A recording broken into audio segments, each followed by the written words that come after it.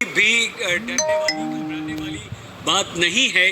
लोग एक दूसरे को फ़ोन करके इस बात की सूचना ज़रूर दे रहे हैं, एक दूसरे का हालचाल ज़रूर पूछ रहे हैं, लेकिन किसी भी तरह की कोई अफवाह पर आप ध्यान न दें। ऐश्वर्या पालीवाल हमारी संवाददाता नोएडा से हमारे साथ जुड़ चुकी हैं। मौसम विशेषज्ञ सिद्धार्थ भी ऐश्वर्या नोएडा से हैं, और क्योंकि नोएडा में बहुत सारे इलाके लगभग अधिकतर ऐसे हैं जो ऊंची इमारतों वाले हैं, हाई राइज बिल्डिंग्स यहाँ पर हैं। आप किस फ्लोर पर हैं ऐश्वर्या? आपको क्या आपने महसूस किया? आपको किस तरह की जानकारी मिली? आपकी लोकेलिटी में, आपकी सोसाइटी में, आपके सेक्टर में किस तरह की स्थिति है अभी?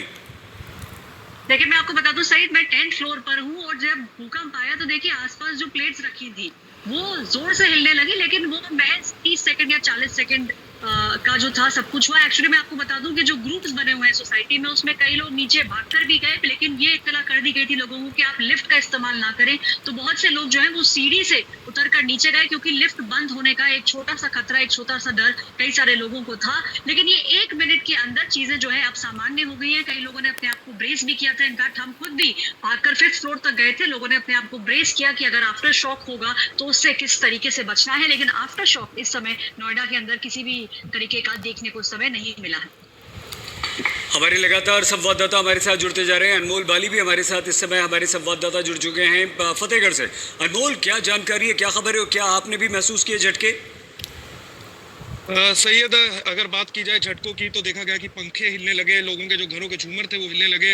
और ग्रामीण ये इलाका है जहाँ देखा जाता है कि आसपास जो लोग हैं ग्रामीण है, खेतों का जो इलाका है, पर पंखे हिलने का जब लोगों ने देखा, लोगों के जो बेड थे तकरीबन वो भी हिले, तो डर के मारे जो लोग हैं वो बाहर निकल आते हैं जल्दबाजी में। और हालांकि जो ये समय था तकरीबन 30 सेकंड का था, जैसे ही लोग समझते हैं कि जो अब खतरा वो टल चुका है, लोग अपने घरों की तरफ वापस जाना शुरू कर देते हैं। पर यहाँ पे ही जब बड़ा भूकंप बताया जा रहा है, अफगानिस्तान में इसका केंद्र अभी बताया जा रहा है, जिसके झटके पूरे उत्तर भारत में महसूस हुए, चाहे दिल्ली, नोएडा। अनमोल, हम आपको रोक रहे हैं आपसे। ये है कि दिल्ली एनसीआर में इस समय जब आप न्यूज़ देख रहे हैं, अब से बस ये कह सकते हैं कि इस समय दिल्ली एनसीआर में भूकंप के झटके महसूस किए गए हैं।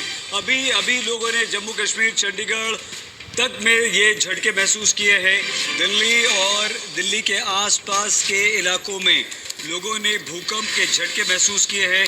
लोगों ने ये महसूस किया कि भूकंप आ रहा है। दिल्ली में लोगों को ये लगा कि जहाँ पर वो बैठे हैं वहाँ पर कुछ गड़बड़ है, कुछ हलचल हो रही है, कुछ इमारतें हिलती हुई नजर आई हैं और ये भूकंप के झटके महसूस किए गए। देखिए, तस्वीरें भी आनी शुरू हो गई हैं। ये एक छत पर लगा हुआ बल्ब है जो यहाँ पर हिल रहा है। मतलब ये हुआ कि ये दिल्ली और एनसीआर में भूकंप के झटके महसूस किए गए हैं। जम्मू कश्मीर, चंडीगढ़ यानी कि उत्तर भारत में ये भूकंप के झटके महसूस किए गए हैं।